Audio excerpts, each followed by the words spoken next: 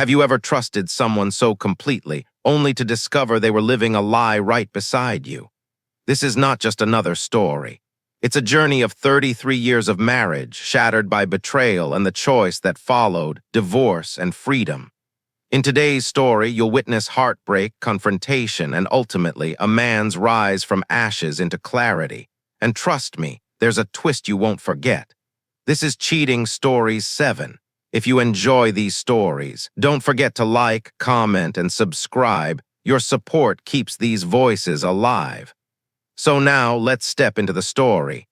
She cheated after 33 years of marriage. I chose divorce and freedom. Daniel Harris still remembers the night he first met Marion, as if neon lights had carved it permanently into the back of his eyes. It was the late 80s, in a bar downtown buzzing with cigarette haze and the heavy pulse of synth beats. Daniel was working part-time as a bouncer. Marion wasn't the kind of woman who demanded attention, yet when she laughed, the sound was magnetic. Heads turned. She caught Daniel's eye when she teased him for carding a man twice his age, and that laugh became the hook that pulled him into what would stretch into 33 years of what he believed was ordinary, reliable love. Just 2 months later, they were already sharing a cramped one-bedroom apartment, more bills than furniture, more hope than certainty. By their second year, Daniel was down on one knee with a silver ring so modest it barely caught the light. Yet Marion said yes without hesitation. In their third year, they married. Soon Emily arrived, pink-cheeked, loud, demanding every ounce of their attention. Then came Jacob, calmer but stubborn in ways that mirrored his father. Parenthood consumed them, but Daniel welcomed the drowning. It was the kind of chaos he had prayed for. Life threw its hurdles. Daniel's military service ended abruptly after a training accident left his back damaged. 1 week he was sprinting drills, the next he was relearning how to walk without wincing. Marion picked up overtime shifts, carrying the load while he adjusted to desk work before finally receiving a medical discharge. They struggled, but together they built something new, a cafe on a quiet corner. It wasn't glamorous, but it kept them afloat. Daniel roasted beans, Marion charmed customers, and regulars watched their children grow up through framed school photos hung behind the register. Years rolled forward. Grandchildren arrived. Cookie crumbs and crayon drawings turned their kitchen floor into a second wallpaper. Debt notices came and went. Nights stretched long. Intimacy faded into routine, yet they clung to one unshakable rule: fidelity was sacred. Daniel carried scars from a past betrayal from an old girlfriend who had once cheated on him. Marion had understood that wound. She had promised firmly that she would never cross that line. One night, half desperate and half joking, Daniel told her, "If you ever betray me, that's it. No counseling, no excuses." She squeezed his hand, swore she never would, not in a million years. So Daniel lived as though their love was armor. He built trust into ritual, shared calendars, unlocked phones, mornings spent balancing the cafe till together. In his mind, routine was proof, safety, a home you could rest inside without fear. What he never realized was that the same habits that comforted him also worked like heavy curtains. And behind those curtains, another story was already being rehearsed, one he would not see coming. As the years pressed forward, Daniel's body became a map of slow decline. The injury that had ended his military career left him stiff, and long hours of desk work only thickened his frame. By his late 40s, every staircase looked like a dare, every climb a battle he could no longer win. Nights ended with wheezing breaths, inhalers lined up at his bedside, and sleep that never felt like rest. He masked it with humor, tossing out lines like, "I'm built for comfort, not for speed." But laughter could not change the truth. His body was failing him. The marriage bed grew colder, not from a lack of love, but from a silence that stretched wider each year. Marion stopped reaching for him. Daniel stopped asking. They circled around the absence as if pretending it was not there would somehow keep the floor solid beneath their feet. Intimacy became another chore they avoided, like a leaky faucet no one bothered to fix. Then, quietly and without ceremony, something in Daniel broke. Not in anger, not in one sudden revelation, but in the stubborn recognition that he was becoming a spectator in his own life. He wanted to see Emily's children graduate. He wanted to toss a baseball with Jacob's son without collapsing into a chair. And though he rarely admitted it aloud, he wanted to touch his wife again without gasping for breath halfway through. So he began to change. Slowly, clumsily. He traded beer for water, fries for salad. He forced himself into dawn walks before opening the cafe.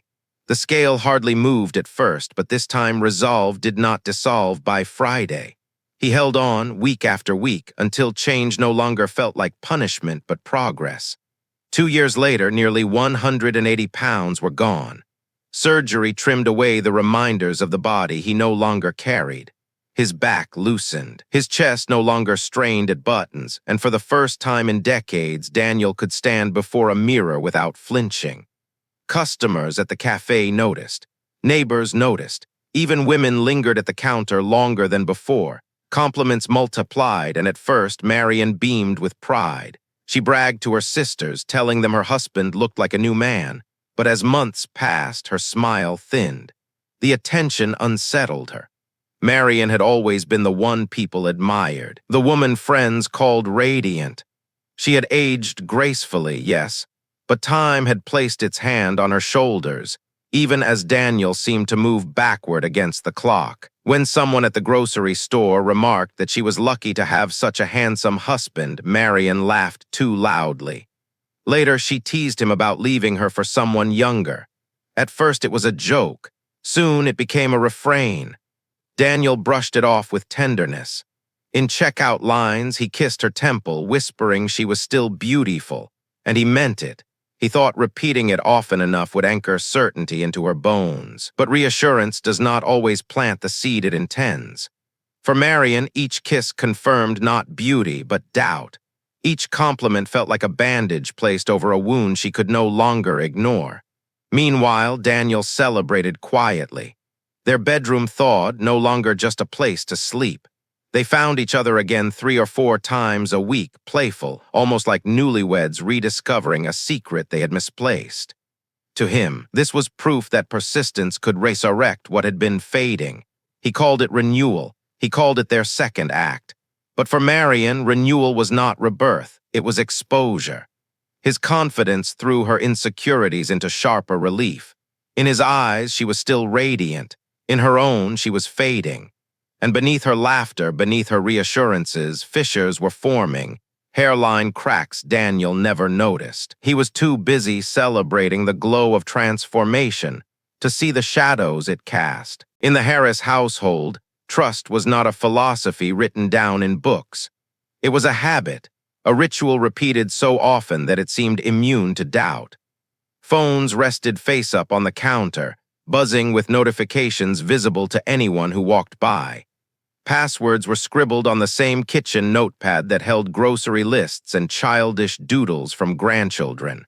Their calendars synced seamlessly, dentist appointments, cafe shifts, Emily's birthday dinners, all laid out like a map of ordinary loyalty. Daniel clung to this openness as if it were armor. To him, it was not naive, it was practical. Fidelity had always been the bright red line. They repeated it at parties, at family gatherings, even once to a new cafe employee who had teased them about working with your spouse every day. Daniel grinned and said, "Cheating is the one thing you can't come back from." Marion nodded beside him, the words etched into her expression as if they were stitched into her very skin. To Daniel, 3 decades of choosing each other meant resilience. It meant immunity. He had lived long enough to know temptation did not die with vows, but he believed that rituals of transparency, unlocked phones, shared accounts, open calendars were proof against betrayal. What he never realized was how routine can camouflage danger. Because Daniel never snooped, Marion never had to hide. Why bother clearing a browser history when no one checked it? Why delete messages when her phone lay untouched on the nightstand? Her openness was not deception. It was worse. It was normalcy stretched wide enough to make secrecy invisible.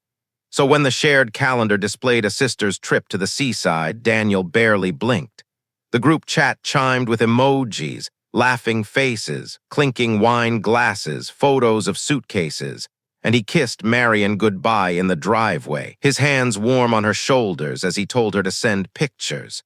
He imagined her in a cheap hotel lobby, sipping coffee with Susan and Linda, rolling her eyes at tourist traps, reading a paperback before turning in early. That was the image he carried, his wife tucked safely into bed while the ocean whispered outside the window. What he did not imagine was the bar, the couple, the door with another man's room number engraved in brass. Daniel often described trust as a window left open on a spring day, fresh air flowing in, curtains fluttering, the whole house breathing freely. But an open window does not filter what enters. It invites, it tempts. And while Daniel basked in the comfort of that breeze, he never considered who or what might step inside. Looking back, he would come to understand a dangerous truth. When trust becomes ritual, it stops being a question you ask and hardens into an answer you assume. That was his mistake. He assumed. He mistook openness for immunity. He mistook routine for safety. And behind those assumptions, a curtain had been quietly drawn across the stage of his marriage. Behind it, another play had already begun. The cafe had closed late that evening, the hum of grinders still clinging to Daniel's jacket as he slid into the driver's seat. Outside, dusk had folded into darkness, the horizon a fading bruise of purple. He breathed in the scent of roasted beans stitched permanently into his skin after decades of work, a scent he had always tied to comfort, to home. He reached for the radio dial, ready for the slow ride back to a house that felt predictable. His phone lit up with Marion's name. He answered without hesitation. Her voice was wrong, not tired, not distracted, broken, shaking like a rope stretched too tight. "Daniel," she whispered, and then silence, a long breath. Then the sound came, not words, but sobs, raw and heavy, as if language itself had failed her. Daniel's grip tightened on the wheel, his knuckles white. "What is it?" he asked, his mind racing through disasters, illness, accident, the children, anything but what came next. "I cheated." 2 words, ordinary syllables that detonated his world. Daniel blinked hard, waiting for her to correct herself, to laugh, to say she had misspoken, but she didn't. Instead came a flood of frantic explanations, each one collapsing into the next. She blamed the alcohol. She blamed the way strangers had complimented her. She blamed the blur of clinking glasses and loud music. "It wasn't me. It was the moment," she repeated, as if splitting herself from her own body might erase the choice she had made. Daniel's chest rang hollow, like a bell cracked down the middle. He pulled the car into an empty lot, headlights cutting across a brick wall before he killed the engine. Trembling, he listened as Marion's sobs tangled with details he could barely absorb. A married couple had been drinking with her and her sisters. Flattery became touches. Touches became hands leading her through a door that closed on 33 years of vows. She swore she didn't mean it, swore it was a mistake, swore she loved him more than life itself. Daniel stared through the windshield, his own reflection ghosted back at him. His mind screamed with questions. How long? Why them did you think of me? But none left his lips. Only one sentence rose from the depth of him, a sentence sharper than any scream. "You didn't make a mistake, Marion," he said, his voice steady, terrifying in its calm. "You made a decision." Silence. On the line, he could still hear her sobbing, picture her collapsed on some hotel bed, but the sound no longer pierced him. He pressed the button, ended the call, and powered the phone off completely. The silence that followed was not relief. It was a chamber, sealed and airless, pressing down on his lungs. Daniel sat in that parked car for what felt like hours. Grief arrived in waves too sharp to separate. Grief for the woman he thought Marion was. Grief for the future they had promised each other. Grief for himself, the man who had trusted so blindly. Condensation gathered on the windshield, clouding, then clearing again as the night cooled. He did not move. Tomorrow would come, but it would not feel like tomorrow. It would feel like something else entirely. It would feel like after. The night of the phone call bled into a morning Daniel barely remembered.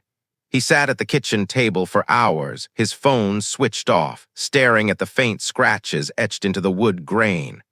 The silence was so complete it seemed to press against his skin. When he finally powered the phone back on, it erupted. Missed calls, unread messages, the digital wreckage of a life suddenly cracked open. Two names stood out among the flood, Susan and Linda, Marion's sisters. He ignored the first waves of calls, but when Susan rang again, he answered, his voice rough with sleeplessness. Her tone was sharp, steadier than Marion's broken sobs had been, almost scolding. "Daniel, has she told you everything?" He hesitated. "She told me enough." "No," Susan said firmly, "she didn't." The next half hour unfolded like a courtroom cross-examination. Marion's story, the drunken stumble, the flattery that got out of control, collapsed under Susan's account. This had not been an accident. Susan had seen her sister slip out of a hotel room at dawn, clothes disheveled, face streaked with tears. Confronted, Marion had confessed to her, too. But even then, the cracks were obvious. She admitted there had been conversations before the trip. Late-night chats with the couple, regulars at the cafe, Victor and Claire Morgan. Daniel saw their faces instantly, holiday orders, polite small talk at the counter, smiles that had seemed harmless. He felt his stomach turn. It turned out Marion had been speaking to them for months. What began as casual conversation over pastries ripened into flirtation. Compliments about recipes became compliments about her body. Jokes sharpened into provocations. Then came messages at night, video calls where fantasy was rehearsed long before it became reality. Seaside encounter wasn't a mistake. It was the final act of a script written in secret. Alcohol may have blurred the edges, but the lines were memorized. The barroom laughter was just the costume. The hotel room was the stage. Later, Linda called too. Her voice was hesitant, heavy with guilt. She admitted she had seen the way Marion's face lit up at each buzzing notification, how she angled the phone away as if hiding a fragile flame. Linda had told herself it was harmless, that her sister just needed attention. But after the trip, denial was no longer possible. By the time Daniel hung up, the betrayal had reshaped itself entirely. It was no longer a stumble in the dark. It was architecture, plans drawn carefully. A road paved stone by stone until it led directly to someone else's bed. Daniel leaned back in his chair, rage and numbness colliding inside his chest. He thought of all the mornings spent polishing cafe mugs, adjusting the grinder, wiping down tables, mundane acts of loyalty, while elsewhere Marion rehearsed words for another man and his wife. He wondered if she laughed on those calls the same way she once laughed with him.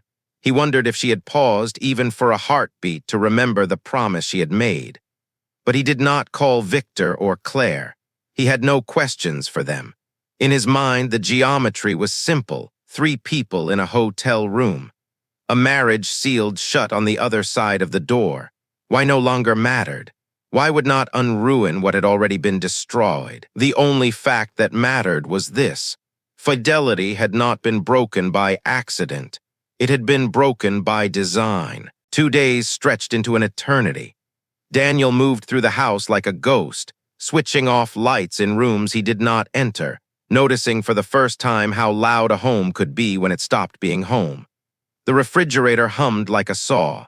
The clock hammered each second into his skull. Even the floorboards seemed to creak with accusation.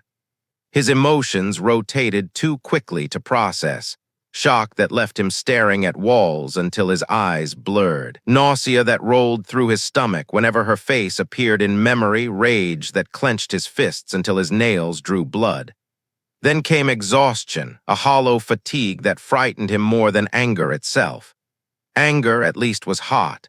This ache was cold. Food became tasteless. Music turned to static.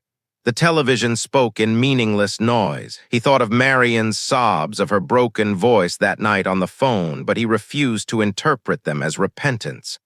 To him, those tears were not proof of regret.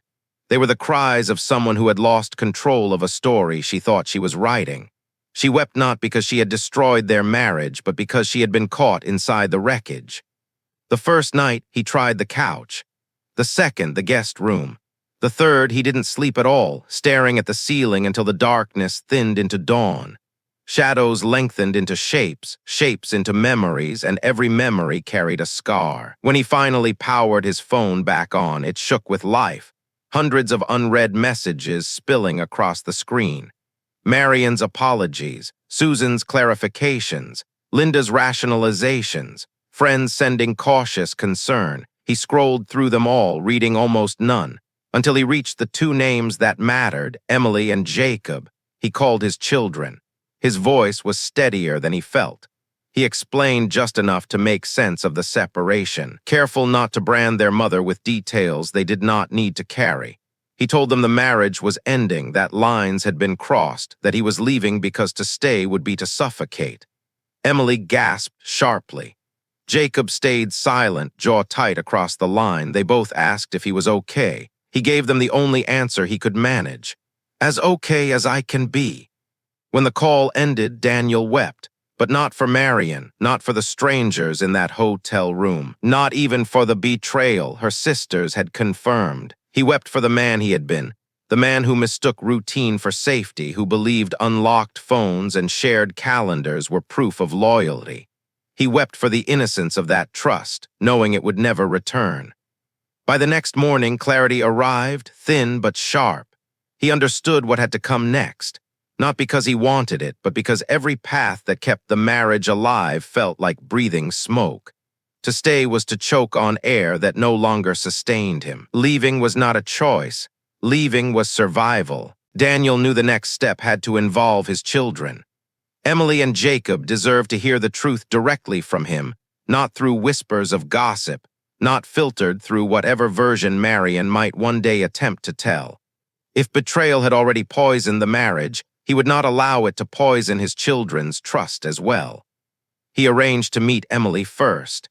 She lived closest, in a modest brick house where the porch light burned even in daylight, as if bracing for shadows that followed her father.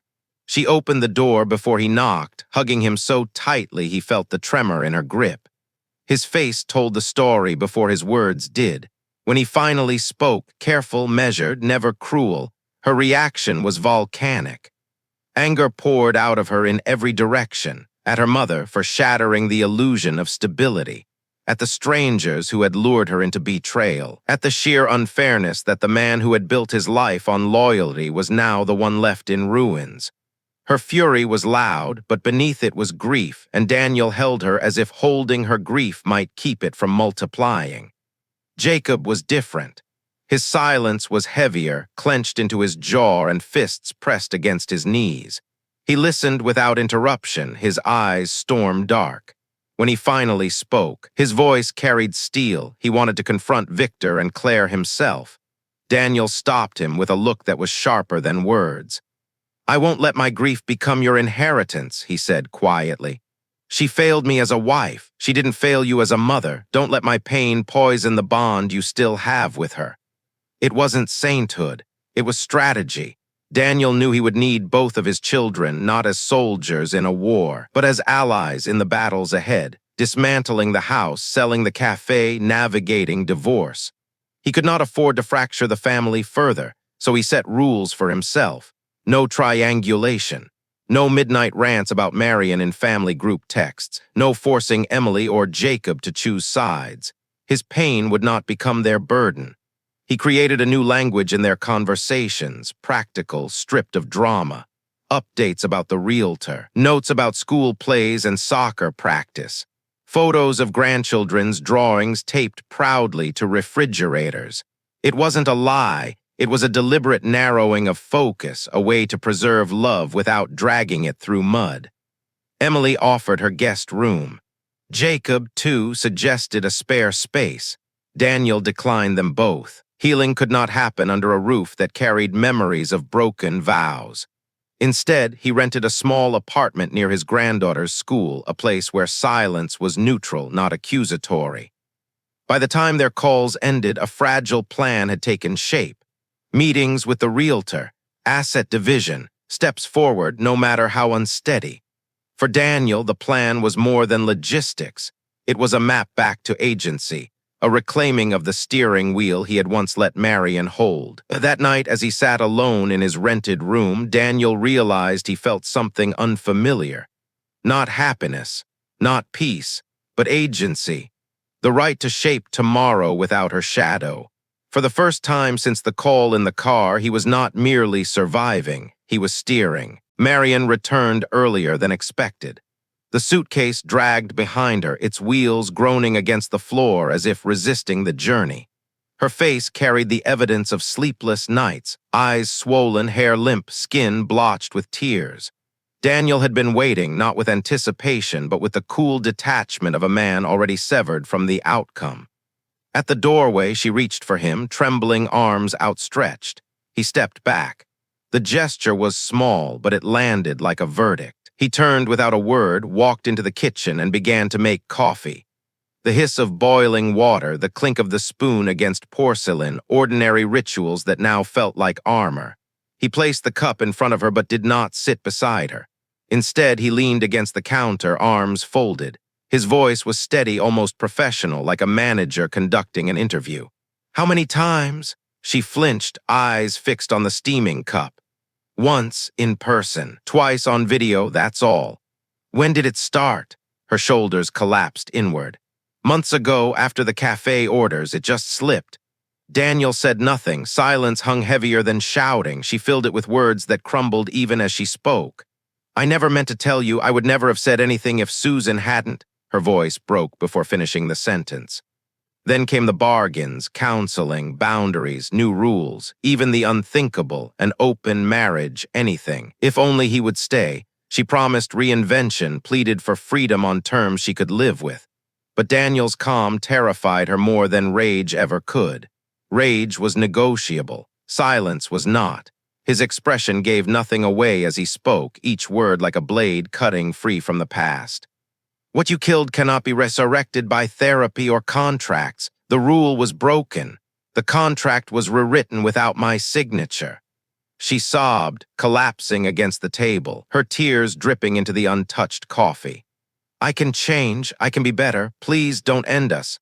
But Daniel's next words sealed the distance between them forever. "I will never touch you again."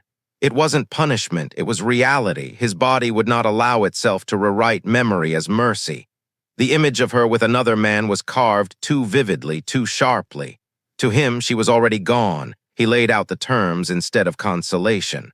The house would be sold. The cafe as well. Assets divided cleanly, 50-50. Rules of contact narrowed to family only. The children, the grandchildren, nothing else. No texts about feelings. No late-night calls about regret. Marion shook uncontrollably, pleading through her sobs, but Daniel's eyes stayed dry. The man who once held her through every storm now stood watching, refusing to throw the lifeboat. For her, the coffee grew cold.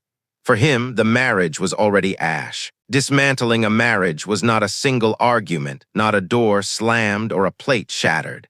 It was paperwork, signatures, cardboard boxes, inventory lists. 33 years reduced to bullet points and appointment slots. The realtor walked briskly through their home, tablet in hand, snapping photos of rooms that had once held private rituals. The growth chart penciled in on the hallway wall, Emily and Jacob's names scrawled in different colors, was cropped out of the frame. The living room wall, once cluttered with Polaroids from anniversaries and school portraits, was stripped bare so strangers could imagine their own memories. Daniel watched silently as decades were erased in the name of resale value. At the cafe, the process felt no less brutal. He listed equipment, priced the espresso machine he had babied for years, canceled vendor contracts, and drafted notices for customers who had long since become friends. Each email was an incision, each keystroke a stitch. Regulars stopped by, confusion written on their faces, asking why. Daniel gave them the shortest answer he could manage. "It's time." What he did not say was that the cafe now felt like a crime scene, every countertop haunted, every grinder echoing betrayal. He refused to keep serving coffee in a place where ghosts of trust still lingered in the air. Marion balked at his pace. "How can you take decades and push them into boxes overnight?" she asked, her voice cracking. Because if I don't, Daniel answered, his tone steady, I'll drown in it. For him, speed was anesthesia. A clean cut hurt less than dragging out the surgery. He kept the split clinical, 50-50 on the house and the cafe, clean titles on the vehicles, the cats with Marion because they had always curled at her feet. There would be no spectacle, no late-night calls to Victor or Claire, no revenge staged for the public. Just the law and then silence. It startled Marion. She expected fury, maybe vengeance. Instead, she found indifference, his refusal to be cast as a character in the story she still wanted to tell. In quiet moments, Daniel touched objects and decided what to carry forward. Most ended up in donation bins or cardboard boxes marked for sale. Only a few survived the purge. A photo of Emily and Jacob in Halloween costumes, capes made from towels, a chipped mug from the cafe's opening day, stained permanently with coffee and sugar. Small things, but enough. When the realtor planted the "for sale" sign in the lawn, Daniel stood at the window. The ache was sharp, like amputation, the sudden absence of something once his. But alongside the ache came a strange lightness, the relief that follows when a limb long infected is finally removed. Loss, he realized, can be clean if you sharpen the knife. The rental was smaller than the house, a box of white walls and thin carpet, the kind of place people passed through rather than built a life in. Daniel carried in 2 suitcases and a single cardboard box, then locked the door behind him. The silence pressed against him, absolute, unfamiliar. He expected despair to settle in.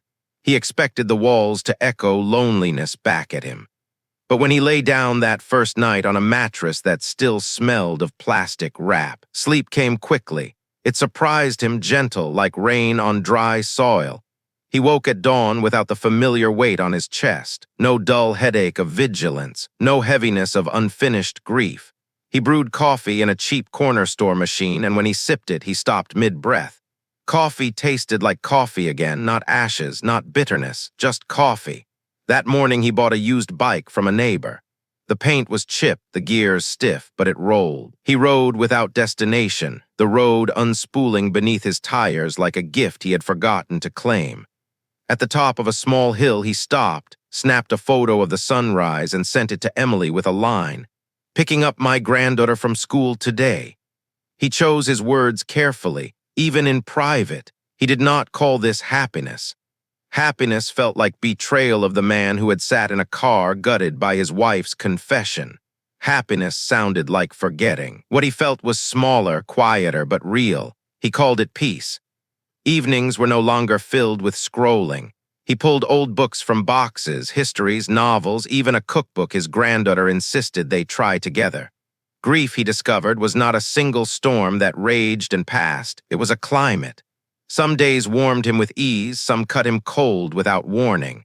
But knowing it was a climate meant he could prepare for it, dress for it, endure it. He built rituals to steady himself.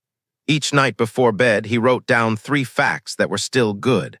One evening it was simple. His knees no longer hurt climbing stairs, a neighbor had watered his plants without being asked, and the key in his pocket opened only his door. Small facts, yes, but stacked together, they formed a wall strong enough to lean on. One night near midnight, Marion's name lit his phone. A string of messages filled the screen. Apologies, please. Promises of repair. Daniel read the preview on the lock screen. Then he set the phone face down. He did not respond. The silence was not punishment.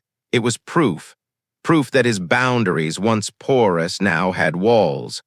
And in that silence, for the first time in weeks, Daniel felt the fragile beginnings of clarity. For Marion, paperwork was never the end.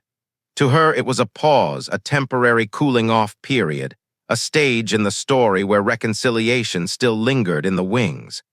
When she signed the realtor's agreement, she framed it in her own mind as proof of loyalty, evidence that once Daniel's anger cooled, once the sting of betrayal softened, he would see her signature not as surrender, but as patience. She flooded his phone with long messages, paragraphs stacked like bricks. Memories poured through her words. Their first apartment with the broken radiator, the cafe's opening day when the espresso machine sputtered until her laughter broke his frustration, the cheap motel anniversaries where love had been enough to mask scarcity. Each detail painted their history as unbreakable, too solid to be undone by a single mistake. Daniel read them once, then closed the phone.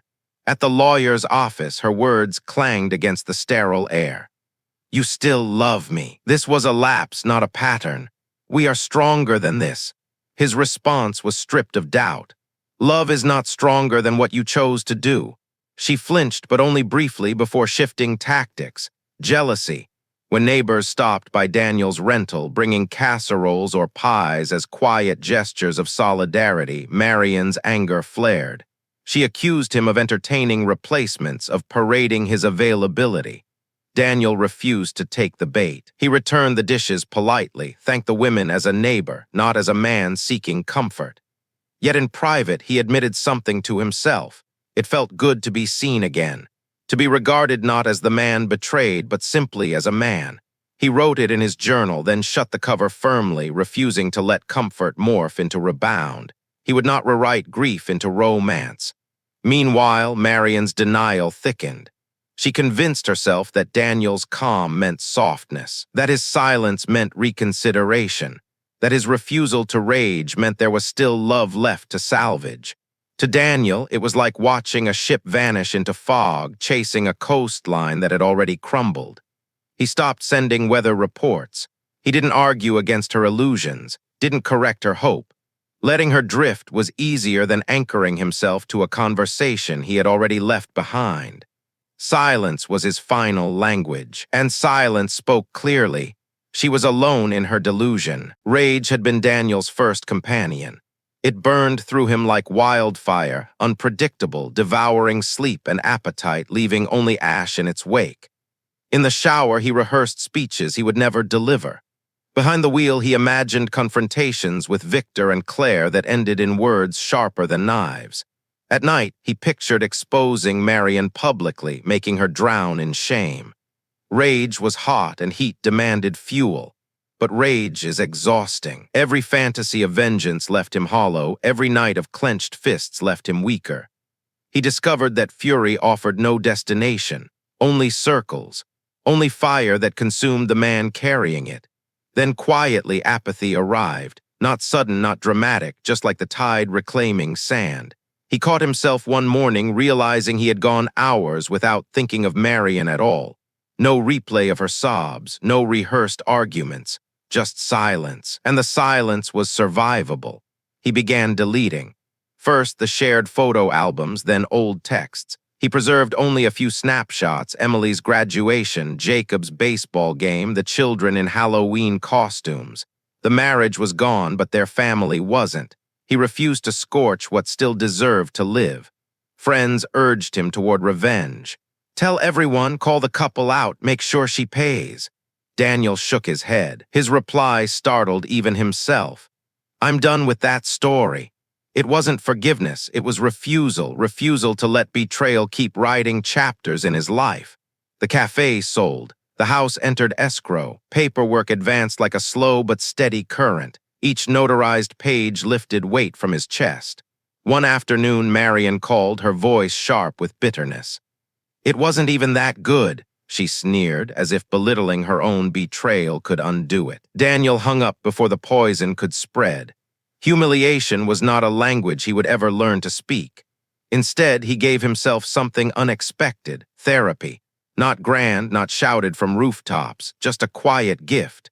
Week after week, in a modest office with pale walls, he learned to name what he had survived, to practice boundaries as rituals, to define love as a choice that could never again include self-betrayal.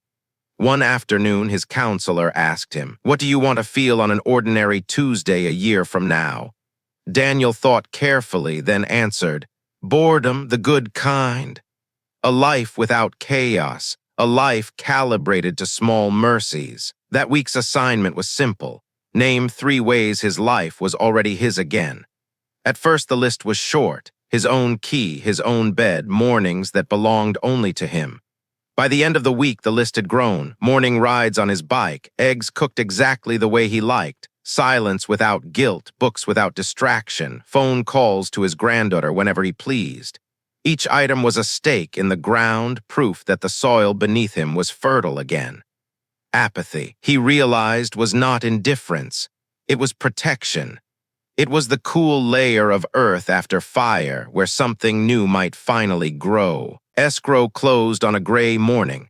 A stack of papers, blue ink signatures, the quiet click of keys changing hands.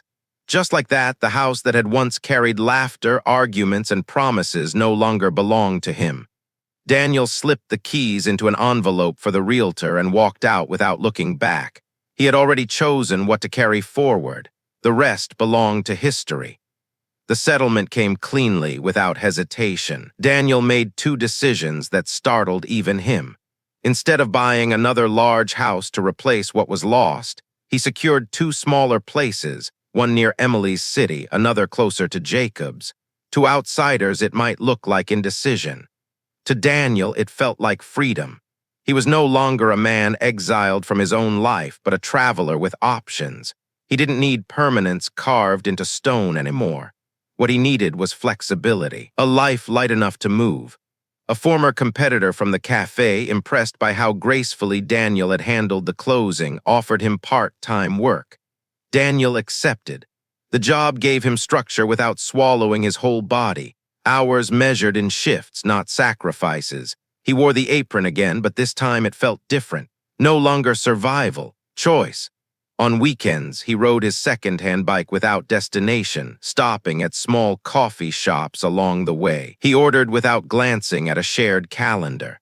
He sat alone at tables where once he would have felt awkward, and he discovered something startling. The world was unexpectedly kind to men who showed up without bitterness. Baristas remembered his order. Neighbors waved a little longer.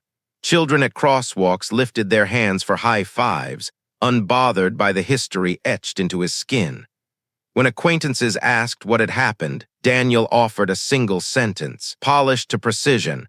We wanted different rules. It was true, though incomplete. He had learned which truths were his to share and which belonged only to him. Some wounds did not deserve the public's curiosity. Moving day itself was quiet. Boxes stacked neatly in corners, furniture reduced to essentials. Daniel worked with steady hands as if each lift, each placement was an act of discipline. In one of the final boxes, he placed the chipped cafe mug from their first day in business. When he unpacked it in his new kitchen, he set it on a shelf by itself, not hidden, not displayed. A relic.